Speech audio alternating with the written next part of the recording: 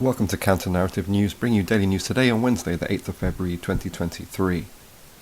Ukrainian leader Zelensky is touching down in London today to meet his counterparts in Britain. It'll be interesting to see how this visit goes. It's a welcome distraction for the far-right Tory regime and for the royal family, as they are involved in all manner of developing crises across their government and their rule. And also be interested to see the dynamic in which they relate to the Ukrainian issue. They can posture on the moral high ground in relation to Ukraine, whereas everything else looks like a pretty much a political disaster in Britain around policing, migration, the economy, the royal family as well, the crisis in the Tory party, etc.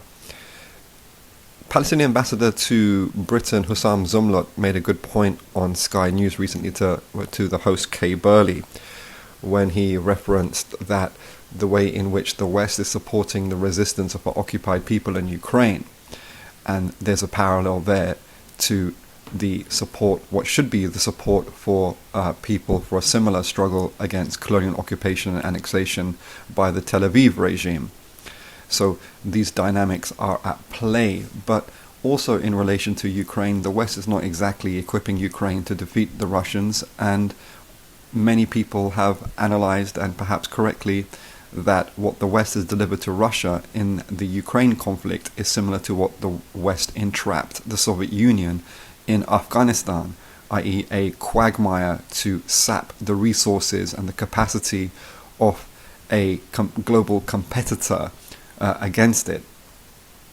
Going to the real tragic scenes of the earthquake between Turkey and Syria, in which now up to 10,000 people have really sadly perished, but the politics of the relief effort have come to the fore, especially in relation to Syria, with the kind of debacle between the Syrian government and the NATO and Turkey. Turkey is a leading NATO power anyway, the NATO-aligned rebel movement, particularly in and around Idlib province.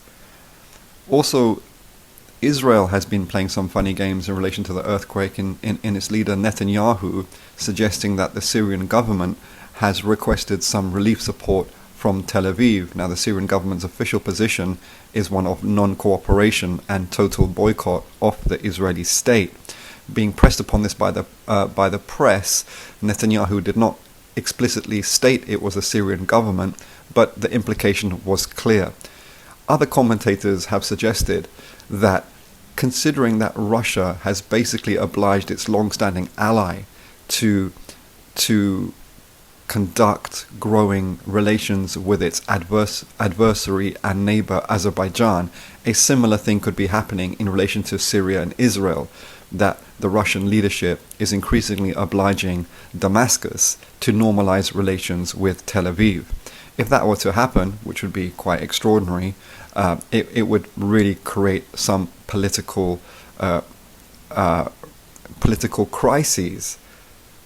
Because the thing is that the last 10 years has seen Russia protect Israeli bombing raids of Syria, and Russia is trying to strategize a situation whereby it gets Israel and Syria to push out Iranian influence from the Syrian arena. Going to Africa and to Mali, Russian Foreign Minister Lavrov is currently visiting Bamako in Mali. Mali suffered a destabilizing fallout from the NATO's destruction of Libya in 2011, and many people have pointed to leading Western nations who've been part of the destabilization into Mali subsequent to the conflict in Libya in 2011. Russia, Putin and Lavrov and their racist death squad Wagner have postured as some kind of saviors to the people suffering destabilization across this region in Africa. However, one must reflect critically on what are the conditions and the ingredients necessary to counteract supremacist terrorism and extremism.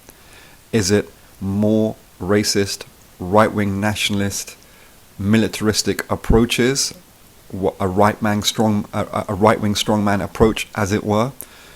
Or is it rather, in counter-distinction to that, a complex approach of First of all, redistributing wealth to the poorest, who are the recruits often of these supremacist militias and death squads.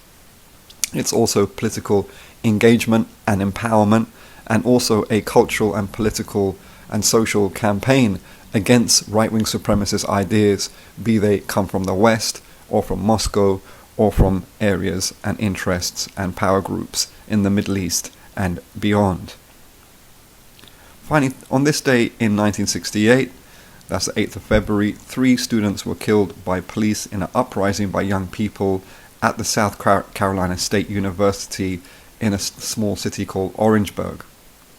These students set up the Black Awareness Coordinating Committee, inspired by the more radical elements emerging from the Civil Rights Movement and from the emerging Black Power movement, such as Malcolm X, Stokely Carmichael, who changed his name to Kwame Ture, and his organization, the Student National Coordinating Committee, or hitherto named the Student Nonviolent Coordinating Committee.